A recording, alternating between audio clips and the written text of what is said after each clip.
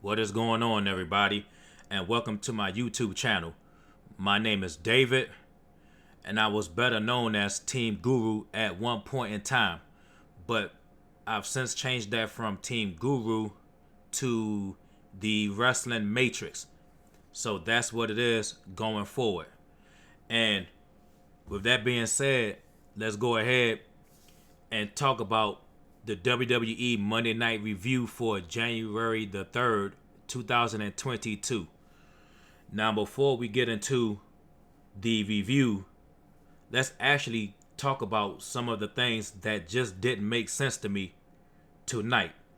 And you guys can leave it, or gals can leave it in the comment section in regards to what you all think of the first episode of Monday Night Raw. So, with that being said, let's go down the matches, shall we? Match number 1 was a non-title tag match. RK Bro versus Alpha Academy. The length of that match was 3 minutes. You heard me right. 3 minutes. From 8:31 p.m. until 8:34 p.m. That's match number 1. Match number 2. We get a 24/7 mixed tag team match. I repeat, we got a 24/7 mixed tag team match between Dana Brooke and Reggie versus Ninja Tozawa and Tamina Snuka. Guess how long that match was? 1 minute, 60 seconds. That's it. And that match was from 8:49 p.m. until 8:50 p.m. Match number 3. And trust me, we'll definitely go and get into the review of these matches when I get into the actual review. So right now, we just doing a cold open right now before we actually get into the review. So anyways, match number 3. We get a women's tag team match. The champions, Carmella and Zelina Vega versus Rhea Ripley and Nikki Almost Superhero. Well, that match was only 2 minutes. And that match length was 9:18 p.m. until 9:20 p.m. Now, do you guys see what's going on right now? On how short these matches are? Anyways, let's move on to match number 4. We get a men's tag team match. The Street Profits versus Apollo Crews and Commander Aziz. The length of that match, you guessed it, 2 minutes. And that match length was from 9:29 p.m. until 9:31 p.m. Match number 5. For the United States Championship match, we get Damien Priest, the champion, versus Dolph Ziggler. In this match, it was a little more than 2 to 3 minutes. They gave us 6 minutes. And that match length was 9:42 p.m. through 9:44 p.m. Then we went on a commercial break. We come back off commercial break. The match continued from 9:47 p.m. until 9:51 p.m. So they gave us a 6-minute match for a United States Championship match. Your championship match, 6 minutes. Don't worry, we'll talk about that later. Match number 6. We get AJ Styles versus Omos. This match was 4 minutes long. And this match was from 10:19 p.m. until 10:23 p.m. So they gave us a 4-minute match between AJ Styles and Omos. And then we get to the main event. A fatal 4-way match. Whoever wins becomes the number 1 contender for Brock Lesnar's WWE Heavyweight Championship belt. And the length of this match was 11 minutes. The match started at 10:38 p.m. until 10:42 p.m. We then go on commercial break. We then come back from commercial break Then the match goes on from 10:45 p.m. until 10:49 p.m. And guess what? We go into another commercial break. We come back from the commercial break, and the match goes from 10:53 p.m. until 10:56 p.m. So your main event match with 2 commercials in it, which the commercial breaks within themselves, was basically a total of 6 to 7 minutes for both commercials.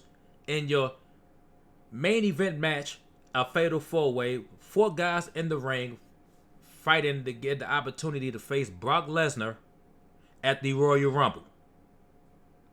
And you're willing to tell me that Vince and his creative team only gave us 11 minutes in a main event match on a 3-hour show? Somebody, please, make this make sense. Make it make sense, please, because right now I'm lost, confused on why we only got an 11-minute match in the main event of Monday Night Raw. It doesn't make any sense to me personally. But as you can see, as the theme, Vince McMahon and his creative team couldn't last 5 minutes in anything they pulled tonight on this review. And matter of fact, that doesn't sound like a bad title for this review for the first episode of Monday Night Raw. That's actually going to be the title of this video. Vince and his cronies can't last 5 minutes in anything they did tonight on Monday Night Raw. So, before I actually get into the review, again, none of this makes any sense. Why are we getting 2 1-minute, 3-minute matches? Like, how can the fans and the viewers at home and any casual fans get into any of these wrestlers when you're giving us 1, 2, 3-minute, 4-minute matches? You can't even get into it. You go to the bathroom and blow your nose, you come back, the match is over, it's on commercial, and you're thinking to yourself, what in the world happened? Doesn't make any sense. You blink your eye and the match is over. Well, it seemed like that was just the theme for Monday Night Raw tonight, and it seems like going into the new year that they're not trying to change anything. It's the same old booking, the same old short matches like we had in 2021, 2020, 2019. You get the picture. Now, I love wrestling, and I grew up watching wrestling since the late 80s, early 90s. I love wrestling. And I'm not taking anything away from the wrestlers today, because there's a lot of great talent in WWE. The problem is the old man in Stamford, Connecticut, Vince McMahon, who actually pushed the button on these things. So if he doesn't like it, he's going to discard it.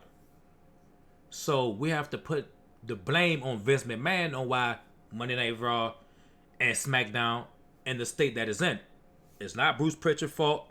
It's not John Laurinaitis' fault. People love to blame these individuals, but if they come up with an idea, you have to think Vince McMahon is the boss. So if Vince McMahon is not siding, or not, should I say, not agreeing with their ideas, guess what? It's scrapped.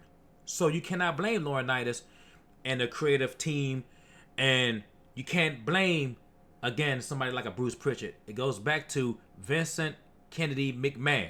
It goes back to VKM. So again, that's the cold open right there. It's just these matches, the theme of the night was, can't last 5 minutes. That's the theme. Cannot last 5 minutes.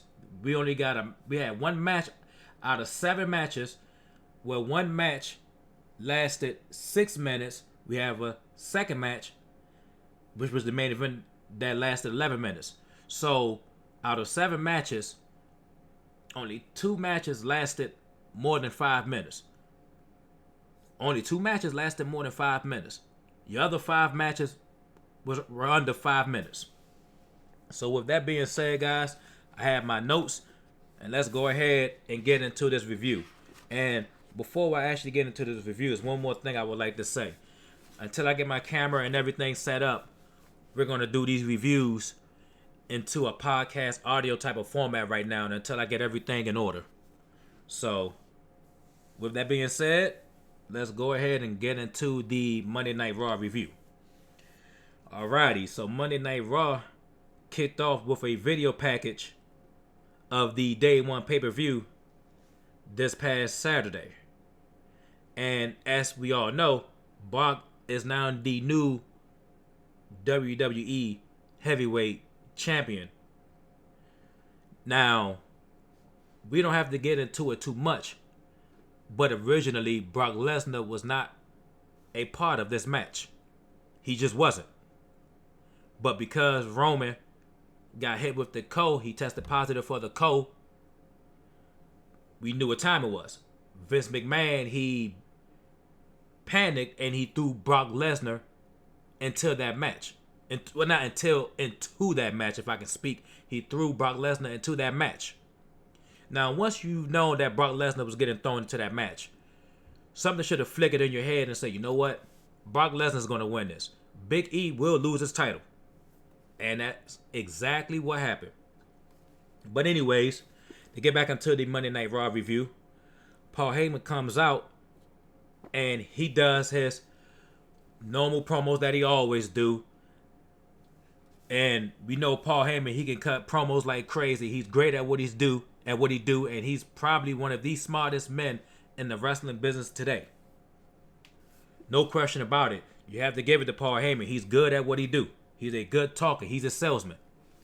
If Paul Heyman worked at a dealership, even if you feel you don't have the money, he'll have you walking away with a Mercedes-Benz or a BMW. That's just how good he is in his promos. He's a salesman. He's a good talker. He can sell water to a desert. That's how good Paul Heyman is. That's just the honest truth. So then, as Paul Heyman introduced Brock Lesnar to the ring, Brock Lesnar throws the steel steps into the ring.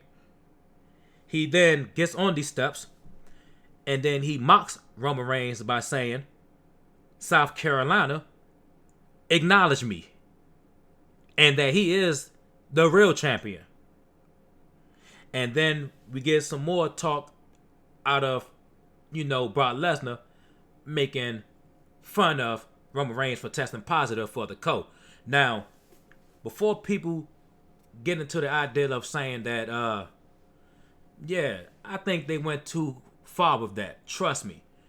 Paul Heyman went to Roman Reigns and got it and asked him, can he do this? And I'm quite sure Roman Reigns agreed with it. Because if you know wrestling, then you know that would draw heat. And that's exactly what Paul Heyman is trying to do. Draw heat.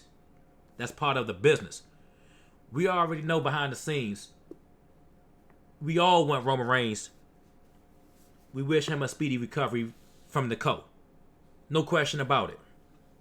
But anyways, Paul then gets back on the microphone and he talks about how he helped Brock Lesnar into the main event at Day 1 and how he had things set up and planned for Brock Lesnar to be a free agent. And that's basically what the promo was. Basically, Brock mocking Roman Reigns. And, Paul Heyman, he's putting Brock Lesnar on a pedestal, basically saying that Bobby Lashley, Big E, Seth Rollins, or Kevin Owens, no matter how good they are, they cannot beat Brock Lesnar. And that's basically what the promo was. And once the promo was over, we go to commercial break. After we come back from the commercial break, we get a promo backstage between Randy Orton and Matt Riddle. I was about to say between the RK Bro, but they are RK Bro. So we get a promo between Randy Orton and Matt Riddle. And Matt Riddle talks about the connections that he have and how he had fun chilling with the Migos in Atlanta at day one. And you see Matt Riddle with these gold chains on and these shades on. And Randy Orton basically told him to basically hand over the chains and the glasses. And basically say, when you listen to me, you see the outcome, we win. So that was their little New Year goals resolution, just to win matches together as a tag team. And then we get a match between RK Bro and the Alpha Academy. Again, this match was only 3 minutes long. It's nothing to really talk about in this match. We see that RKO, not RKO, but Randy Orton, he gets pulled off the apron by Chad Gable. Matt Riddle tries to go for the RKO on Otis. Otis reverses it, hit him with a World's Strongest Man slam. 1, 2, 3. The match is over. Now, you have a tag team match with 4 individuals, and Vince McMahon thought it was a smart idea to have a tag match be 3 minutes. Again, this does not make any sense whatsoever. And the bottom line is, even if it's for a non-title match, the fact that you have your tag team champions going into a match, I believe the match should have been at least 10 minutes in length. That's how long that match should have been. 10 minutes at least.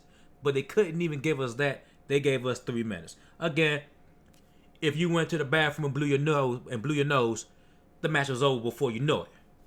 The match was over. The match was over faster than a Goku's instant transmission. That's how fast that match was over.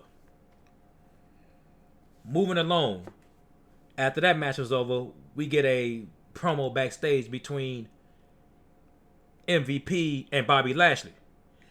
And MVP basically was stating in this promo that Lashley wants to take on Brock, and that basically he can beat Brock Lesnar, and that the men he's going to be facing later on at the main event, they don't have a chance on winning this match.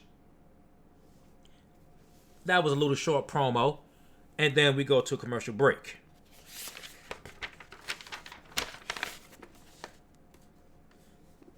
After the commercial break was over, we get a video package basically with Styles and Omos. And they falling out. And they didn't talk about anything. Kevin Patrick tried to interview Omos, and Omos just basically said, "This is how I react." And then he walks off. It's nothing to talk about. We can skip it. Again, this was something that if you let's just say was to go to the microwave and try to warm up some Chips Ahoy's chocolate chip cookies, and trust me, they are bomb when you warm them up for 30 seconds. You would have came back to your living room or to your room, and that promo was over before you know it. So anyways, after that 10-second promo with Omos, I don't know how long it was because I did keep count. That's how short it was. We get a 24/7 championship tag match. And if I didn't say before, RK Bro versus the Alpha Academy was match number 1. So now we're going into match number 2 of the night. And that is the 24/7 championship tag match between Dana Brooke and Reggie. And Dana Brooke is the 24/7 champion at this point, versus Ninja Tozawa, aka Naruto Uzumaki, and Tamina. We get that match. Again, it was a 1-minute match. And the match basically ended this way. Tozawa threw Reggie to the turnbuckles. Tozawa tried to go for a running kick to Reggie. Reggie moved out the way, and Tozawa accidentally kicked Tamina in the face by mistake. Tamina gets mad. She slaps Tozawa, Tozawa falls. Reggie then hits a sunset flip splash on Ninja Tozawa, also known as Naruto Uzumaki from the Leaf Village. And then we get a 1, 2, 3. Match is over. Reggie pins Ninja Tozawa. The match is over. There's nothing else to talk about. I don't understand this match. A 24/7 championship mixed tag match. It doesn't make any sense to me. I thought it was 24/7 so the champion could get pinned at any time, anywhere. So I'm not understanding why nobody tries to pin Dana Brooke when she is the champion. She has the actual 24/7 championship belt. That belt is nothing more than a joke, and in my personal opinion, is no longer fun anymore. And me personally, I think they should just get rid of it because it is a complete mess. With that being said, that is hour number 1. That is basically the end of hour 1. So what we get in hour number 1 was we get the video package of day 1. We get the usual Paul Heyman and Brock Lesnar promo. We then get a RK Bro promo with Randy Orton and Matt Riddle backstage. And then we get a match between RK Bro versus Alpha Academy. And then we get another promo, or should I say we get a promo with MVP and Bobby Lashley.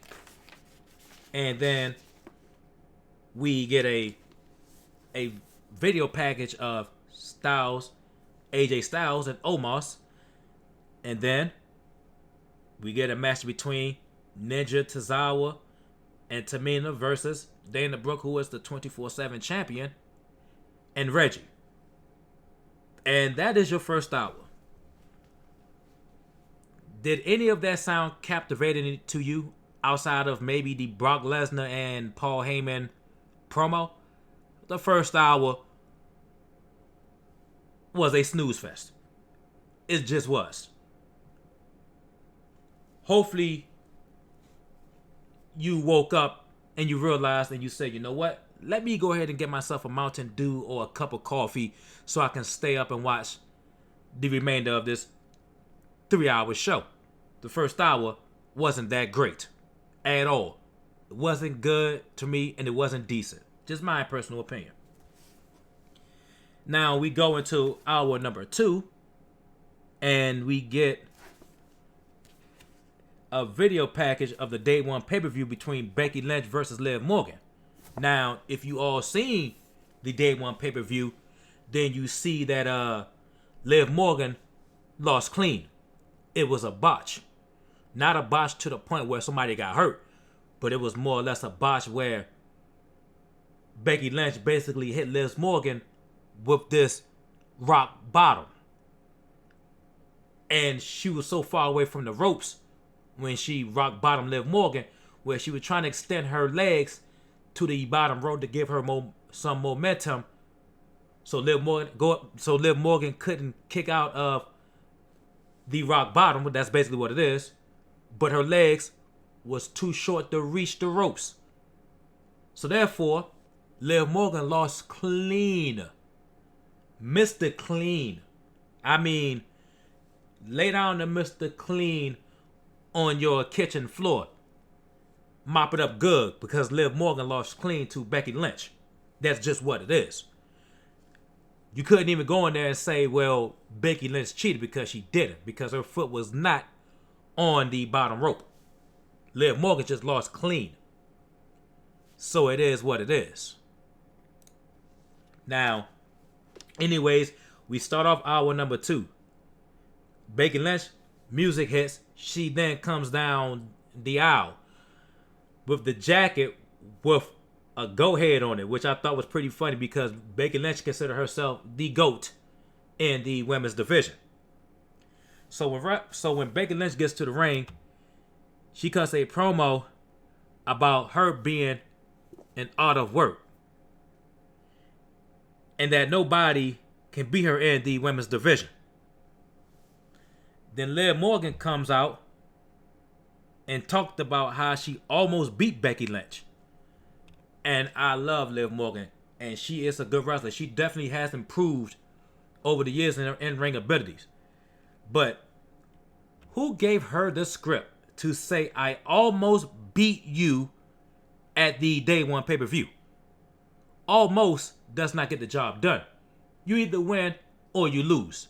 And in your case, Liv, I love you, but everybody know at the same time, you lost. And we all love Liv Morgan, but she lost fair and square. Becky Lynch didn't cheat or anything. She got hit with the rock bottom. 1, 2, 3. The match is over. And then, after she says she almost beat Becky, Becky Lynch tells Liv that, I give you credit, you're good, and you possibly can win the championship someday. But you will basically win the championship after I basically retire. Basically saying that as long as I'm here, you will never become WWE Women's Champion. After that, we now hear Bianca Belair music come out, and then Bianca Belair comes out and she says that she took care of some business and she stepped aside to let Liv Morgan handle her business with Becky Lynch. She stepped aside and she handled business with Doudrop, and she's beaten Doudrop 3 times already. So now Bianca is basically saying that, Liv, you had your opportunities and you failed basically, and I'm back into the title picture again. And then Bianca basically saying that she is ready for Becky Lynch. And then Becky Lynch tells Bianca and Liv that they fall into her routine. Beat, sleep, and repeat. Similar to Brock Lesnar's 3Ps. Eat, sleep, and conquer. But Becky Lynch's version is beat, sleep, and repeat. And Becky Lynch was basically saying that both of you can talk about how you almost beat me, basically, but neither one of y'all couldn't get the job done. And then Bianca and Liv started to get into it for a little bit. Bianca basically telling Liv Morgan to step aside and that herself and Becky Lynch has unfinished business to take care of. Well before Liv Morgan showed up into the title scene. Next thing you know, as Becky Lynch instigating, eventually Liv Morgan and Bianca Belair, they jump Becky Lynch. And once they threw Becky Lynch out of the ring, Bianca and Liv go at it. So they going at it. They scrapping. And then Bianca Belair was going for the KOD on Liv Morgan. And then Becky Lynch attacks Bianca Belair from behind. And then that was that. You see, Becky Lynch leaves the ring holding her championship belt, while Bianca Belair and Liv Morgan are stretched out. Bianca Belair is stretched out in the ring. Liv Morgan is stretched out outside the ring. And that was the end of that segment between Becky Lynch, who is the women's champion, Liv Morgan, and Bianca Belair. And then we get a promo backstage with Kevin Owens and Seth Rollins. Basically, the promo of them two was talking about a game plan about winning, or whoever between those two should win the fatal 4-way match. And then they discuss about how whoever win can help the other beat Brock Lesnar at the Royal Rumble. I thought that was kind of funny because when you think about it, that is not really a bad idea. So Seth Rollins was to win, and let's say for example tonight, let's say he was to win, then Kevin Owens helped Seth Rollins beat Brock Lesnar for the championship belt, and then they discussed how they can wrestle each other at WrestleMania 38 for the WWE Heavyweight Championship belt. And after that promo backstage, we enter into match number 3. And this is for the women's tag team match. The champions, Carmella and Zelina Vega versus Rhea Ripley and Nikki Almost Superhero. Again, this match was 2 minutes, and Zelina Vega pins Nikki Ash via a roll-up. So we get our first roll-up victory on Monday Night Raw on January the 3rd, 2022. This match was nothing to talk about. It's just what it was. Now, what WWE should do is, at this point right now, is just break up Rhea Ripley and Nikki ASH. Break them up. Rhea Ripley needs to go about her business as a solo wrestler, because we know Rhea Ripley can go in that ring. And we need to get rid of the Nikki ASH and go back to the crazy Nikki Cross. We need to go back to that. Not this Nikki ASH is not working anymore. She don't get the pop anymore. That gimmick is dead now. We need to move on and go back to Nikki Cross and have her go into the crazy mode like she was when she was in NXT. And a short period of her time on the main roster. So then, after that match was over, we got a promo from Johnny Knoxville and how he wants to enter the Royal Rumble. Now, we know it's going to be something funny at the Royal Rumble on how this guy gets eliminated. Or it's going to be something extreme or crazy, probably. But at the end of the day, I'm not interested in it. He just talks about how he wants to enter the Royal Rumble. And that was it. And then right after that, we get a match between the Street Profits and Apollo Crews and Commander Aziz. And this makes match number 4. And this match, again, was only 2 minutes. This match wasn't nothing to talk about. It was nothing to brag about. Nothing cultivating about it. And before the actual match, I should say, we went to commercial break. We come back from the commercial break, and then we get how Rey Mysterio and Dominic Mysterio will be entering the Royal Rumble. Once we get that, then the match started. And to make a long story short, in this match, because again, the match was only 2 minutes, Montez Ford got some altitude like Michael Jordan in Space Jam in 96, 97. Montez Ford basically hits the splash on Apollo Crews for the 1, 2, 3. Again, this match wasn't nothing to talk about. It wasn't good. It was a short match. It was 120 seconds. A 2-minute match. That was that. Once that match was over, we then get a match between U.S. champion Damien Priest versus Dolph Ziggler. And I didn't talk about this in the cold open, but it doesn't make sense. You're a champion, but you can lose your belt. Meaning Damien Priest can lose his belt by count out or disqualification. To me, that doesn't make any sense. What champion can lose his title in a count out or a disqualification? Because if memory serves me right, a wrestler can only lose his championship belt by means of submission or pinfall, not count out or disqualification. It doesn't make sense. I don't know who came up with that idea or that stipulation. It just doesn't make any sense. It just doesn't. But anyways, Damien Priest was in a position where, again, if he was to get pinned or lose by countout or disqualification, he would lose his championship belt.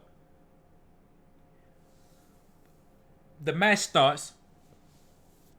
Ziggler and Damien Priest are going at it. Ziggler basically gets kicked outside of the ring by Damien Priest. And then we see that Dolph Ziggler hits Damien Priest with a tornado DDT outside of the ring. And then we go to a commercial break.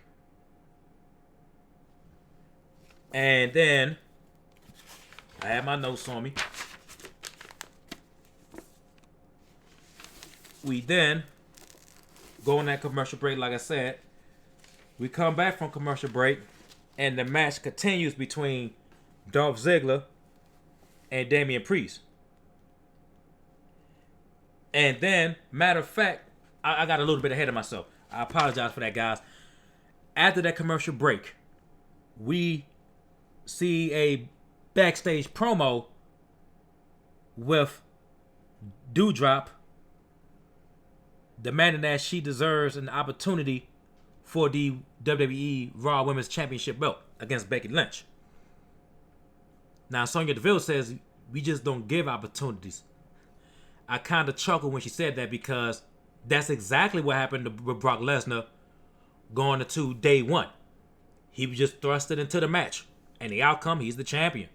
So, for you to say that y'all just don't give away title opportunities, you actually do give away title opportunities. Just ask Big E. Or should I say, just ask Brock Lesnar. So, Doudrop, the man should get a title match, although she lost to Bianca Belair for like 3 weeks in a row. So she's on a 3-match losing streak, and now she is thrusted into a triple threat match next week on Monday Night Raw. And whoever wins that triple threat match get an opportunity to face Becky Lynch at the Royal Rumble for the WWE Women's Championship belt. And that match is Liv Morgan versus Bianca Belair versus Doudrop. And that's what we get.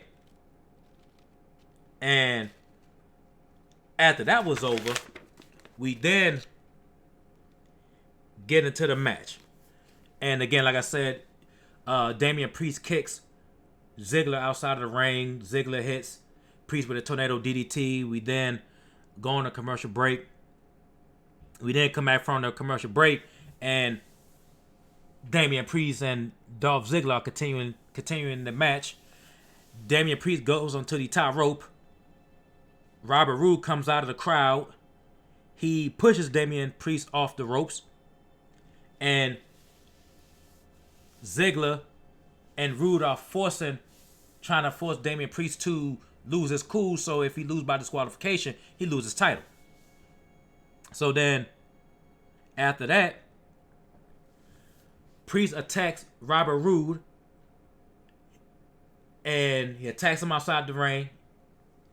Then Priest goes into the ring, and then Ziggler hits Priest with a famouser. And then, long story short, Priest gets the pin on Dolph Ziggler. They were trying to force Roode and Ziggler were trying to force Damien Priest to have him lose his cool, which he didn't do. And again, that match was 5 minutes, and Priest pins Ziggler. That match was from 9:42 p.m. until 9:44 p.m. We go on commercial break. We come back, and then the match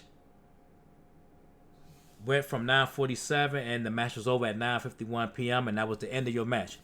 And then after that match backstage, we get a weird promo with Vince McMahon and Austin Theory. Vince basically tells Austin Theory that he is in the Royal Rumble. Not surprising. And that if he wins the Royal Rumble, he get to choose his opponent at WrestleMania, whoever is the champion at that time. I mean, Austin Theory face seemed like he just hit the jackpot at the lottery, as if he won $500 million. As if he did not know that if he wins the Royal Rumble, he gets to face the SmackDown champion or the Raw champion. He had a look on his face like that was something new to him. I don't get it. It was very weird and odd. I couldn't put my finger on it. But anyways, it just, again, that didn't make any sense. It was just a very weird promo. And Austin Theory just act real surprised, as if he didn't know that if he won the Royal Rumble, that he can choose the champion at that present, that will be the champion at that present time. It is what it is. So, we'll do a recap on hour 2. And that was it for hour 2. So hour 2, we get a Becky Lynch promo. And then we get the Liv Morgan promo. We get a Bianca Belair promo. Then Liv Morgan and Bianca attack Becky Lynch. And then Liv Morgan and Bianca Belair started fighting. And then Becky Lynch get into the ring and she attacks Bianca Belair from behind. And that was just it. And then we get a backstage promo with Kevin Owens and Seth Rollins. Then we get a tag match between the women's champion tag match, the champions, Zelina Vega and Carmella versus Nikki ASH and Rhea Ripley. We get a promo from Johnny Knoxville. We then get a tag match between the Street Profits and Apollo Crews and Commander Aziz. We then get a promo with the Mysterios basically saying that they will be a part of the Royal Rumble this year. We then get a U.S. Championship match between Damien Priest versus Dolph Ziggler in a very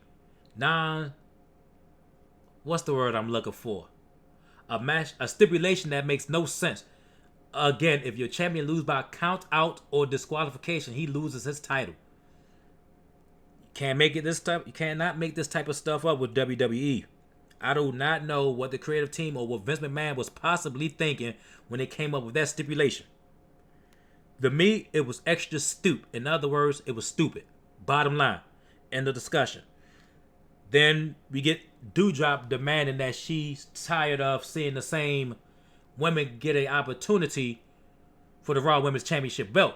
But meanwhile, you on a 3-week losing streak against Bianca Belair. But you feel you deserve a title shot when you yourself is on a losing streak. Okay. And then we get the match between Dolph Ziggler, the challenger, versus the champion, Damien Priest. Damien Priest win. And then we get that very odd and weird promo backstage between Vince McMahon and Austin Theory. And that ended basically hour number 2. If this show screams excitement, good for you. But to me, I had a Diet Mountain Dew on hand so I can stay up and watch this bore fest of a show. Or should I say a snooze fest, because if I didn't have this Diet Mountain Dew, if I didn't have any caffeine, I might have been on the bed sleep, waking up at the middle of the night at 1:17 a.m. asking myself what happened. But anyways, we go on and enter hour number 3. We get another video package. That was pretty much the theme of the night. Video packages, promos, and the average match times was under 5 minutes. That's pretty much was the theme of the night. For the first episode of Monday Night Raw, the first episode to start your new year off on the right foot, we get less than 5-minute matches. Out of the 7 matches, 5 of those matches were under 5 minutes. We get video packages and we get promos in your 3-hour show. But anyways, we'll go ahead and enter hour number 3. We see a video package of the Day 1 pay-per-view between Edge versus The Miz. We get a Miz promo, and he basically talks about that he's the only 2-time Grand Slam champion, and that Edge is only a 1-time Grand Slam champion, which makes him better than Edge, and how his wife Beth Phoenix basically had to help him win that match. And then Maurice goes on to say that if Beth Phoenix was here, she would punch Beth Phoenix in the face. But then we hear Beth Phoenix music, and then we see Edge comes out, and then they get into the ring. Edge basically cuts a promo about how people are tired of Miz just talking, and basically he proposed a match between himself and his wife, the Glamazon, Beth Phoenix, versus the Miz and Maurice at the Royal Rumble in a mixed tag team match. And before Maurice can really get into the ear of the Miz, we all know how obnoxious he is. Not only just on the TV, but also on their reality show, we can see how obnoxious the Miz is. He accepts the match. Maurice looking like, what are you doing, man? It's like, basically, Maurice is scared. She don't want to be in this match. And Beth Phoenix walks up to Maurice, and she bucks at Maurice. Maurice hits the deck faster than the matches we've seen tonight. She rolls outside of the ring, and she storms off. And then The Miz leaves the ring. Beth Phoenix and Edge are laughing at them. Maurice storms off, and she's mad because now she's in a match that she don't want to be in.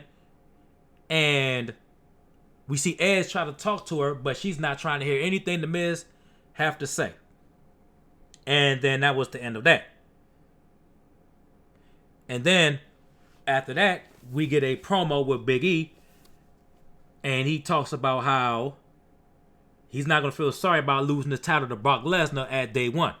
He don't feel bad. He can only turn the chapter and start a new chapter and move forward. And that, the new chapter will be the best chapter. In other words, saying that I'll win this Fatal 4-Way and I'll get my rematch against Brock Lesnar at the Royal Rumble. And then after that, we go on to commercial break. We come back from commercial break, and then we get a match between AJ Styles and Omos. This match was 4 minutes long again. And this match really shows how green Omos is in the ring. He has no business being in the ring taking on AJ Styles. AJ Styles is a vet. AJ Styles is a better wrestler than Omos. Omos is just not good. Let's just call it what it is. He needs more training. He should not be in that ring with AJ Styles. And this is a side rant. This is why WWE need jobbers. They need jobbers because instead of having AJ Styles face Omos, we could have had Omos face a jobber in a 1-2 minute squash match. That's how you build Omos up.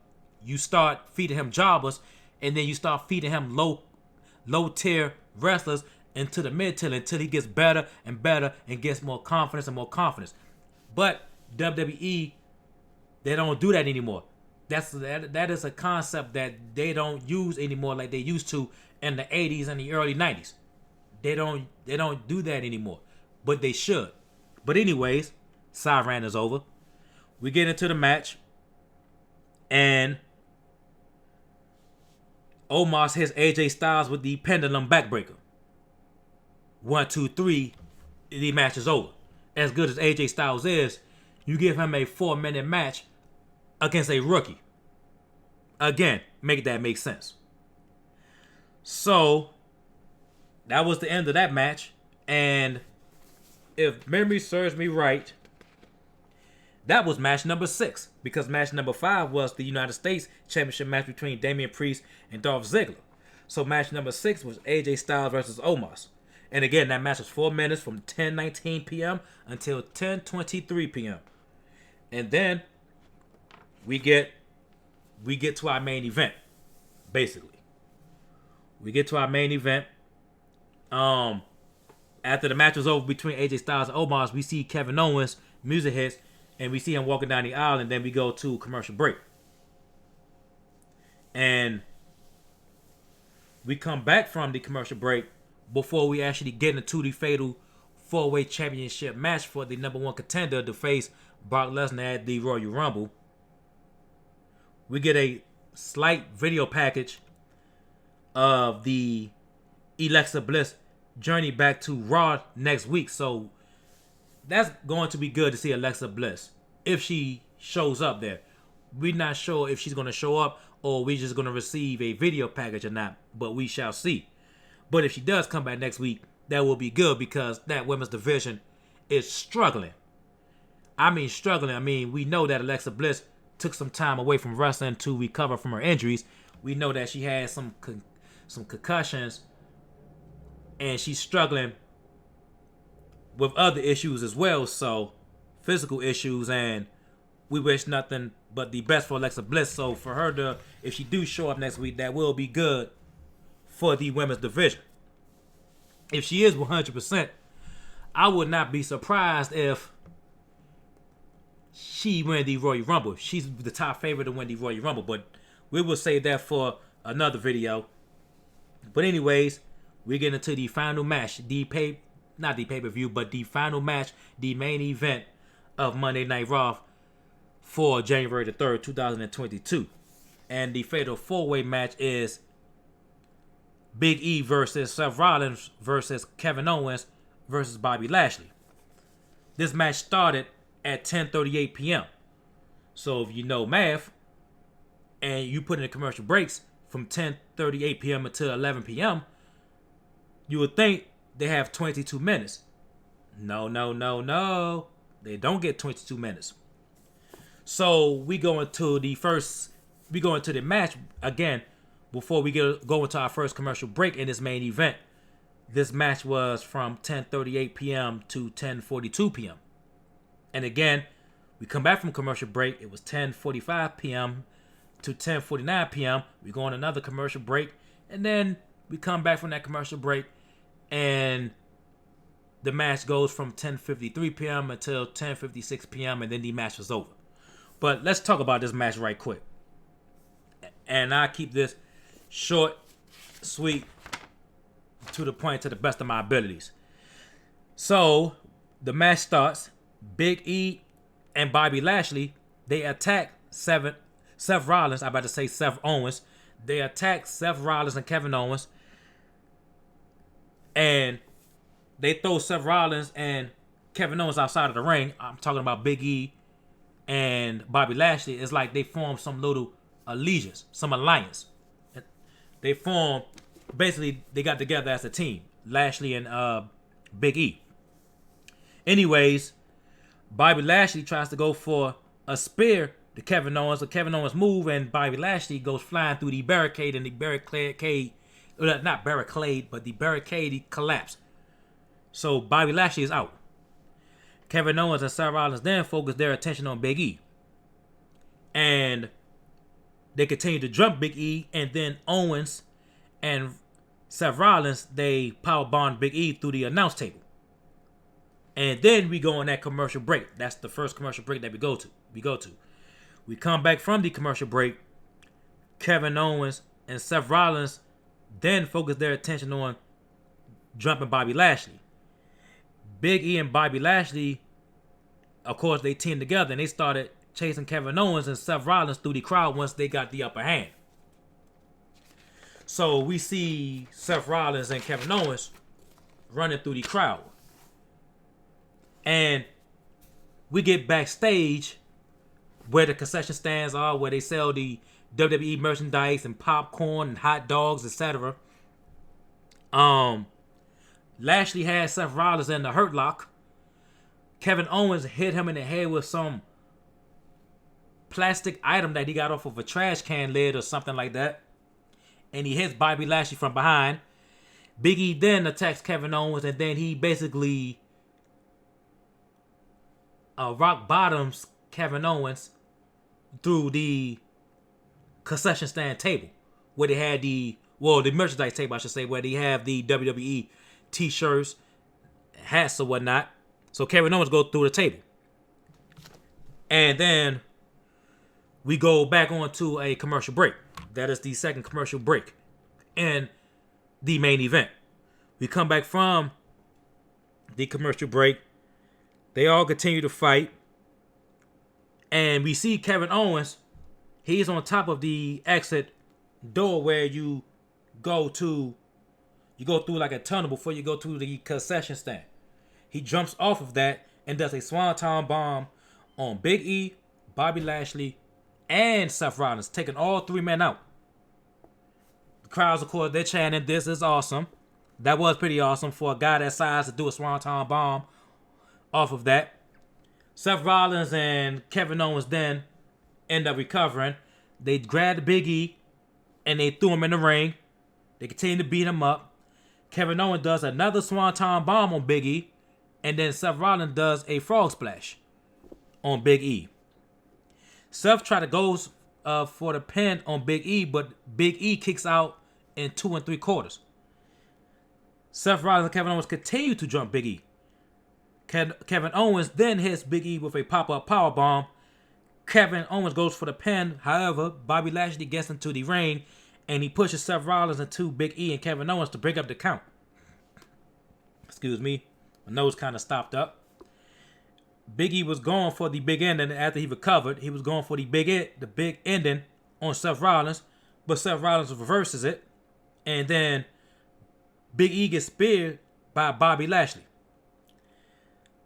Bobby Lashley then spears Seth Rollins after Seth Rollins tried to go for a clothesline, which Bobby Lashley ducked, and then he spears Seth Rollins. Then Seth Rollins he rolls outside of the ring. Then when Bobby Lashley turns around, he gets hit with a super kick by Kevin Owens. And then Kevin Owens tried to kick.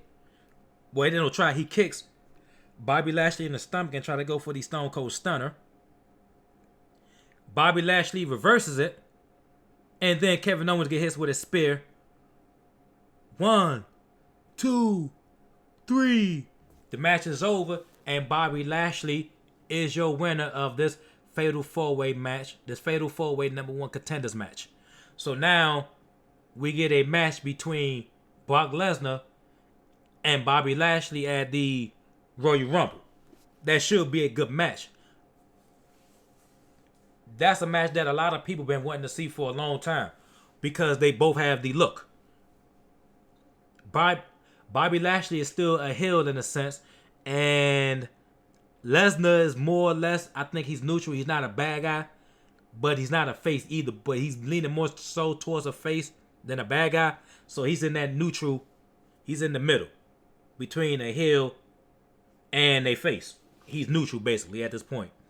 So that's a match I'm really looking forward to because they both have the look and they both big, strong guys.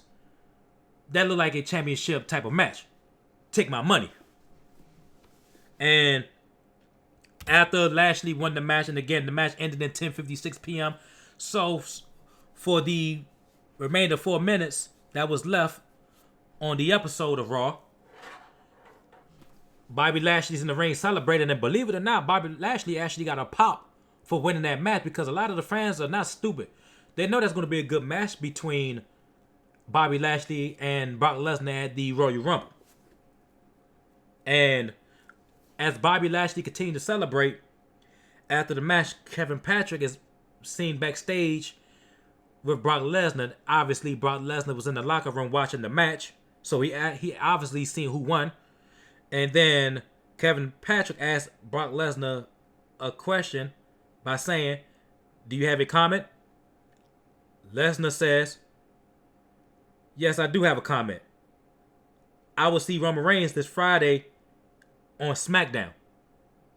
And that, my friends, was the end of our first episode of Monday Night Raw in 2022.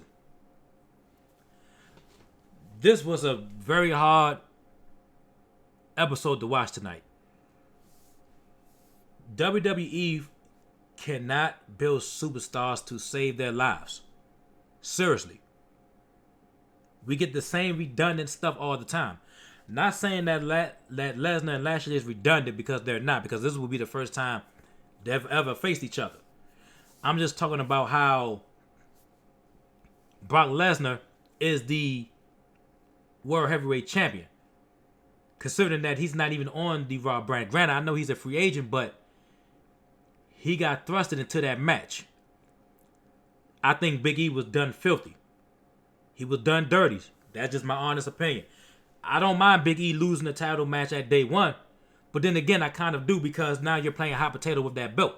Because Big E won that championship belt when he cashed it in nearly 3.5 months ago. Now, you go online and you see people say, well, not Bobby Lashley, but Big E, he's boring. His run was boring.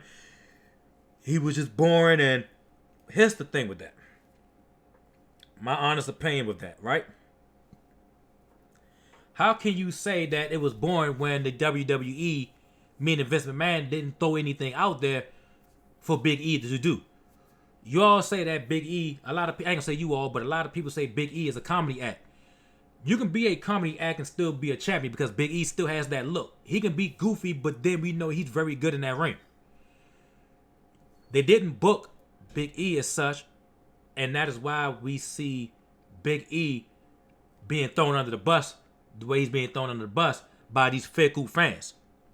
these fickle casual fans. They don't know anything about the business. If you put WWE and you put the creative team into these fickle fans' hands, guess what?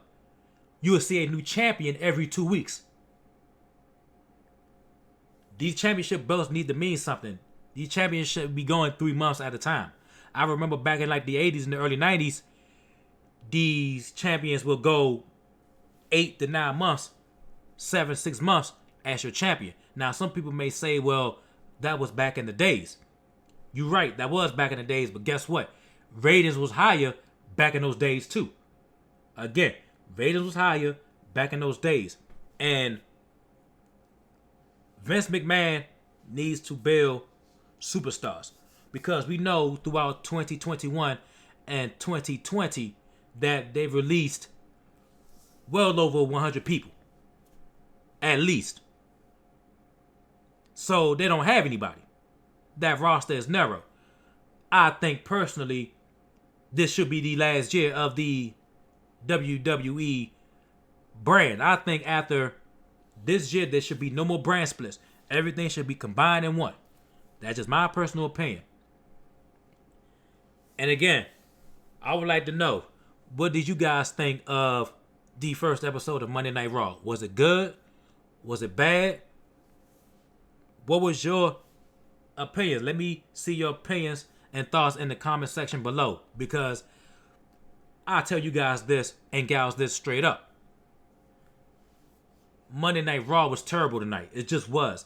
Outside of the opening with Paul Heyman and Brock Lesnar, the Fatal 4-Way match was good considering the time that they had, so they basically had to hurry up and do spots and basically rush through it, which to me, your Fatal 4-Way match, that match should have been at least 30 minutes.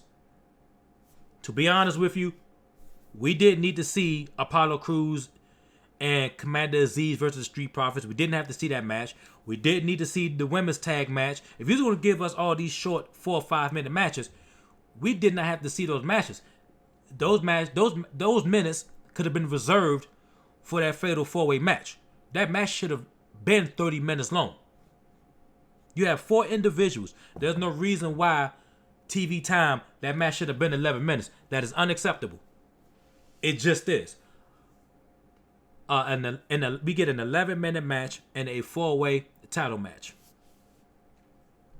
If some of y'all don't see the bad booking of this, whatever in your drink you're drinking, please let me drink it, because I can't make sense of it.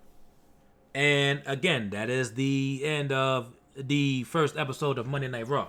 Again, let me know in the comment section of what you guys think.